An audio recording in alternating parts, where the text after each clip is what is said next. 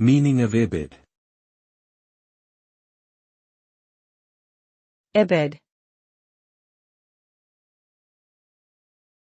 Ibid. Ibid. Ibid. Ibid is an abbreviation for the Latin word ibidem, which means in the same place.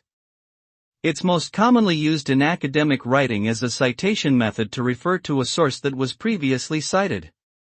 Instead of repeating the full citation, ibid is used to indicate that the source being cited is the same as the one cited in the immediately preceding footnote or endnote.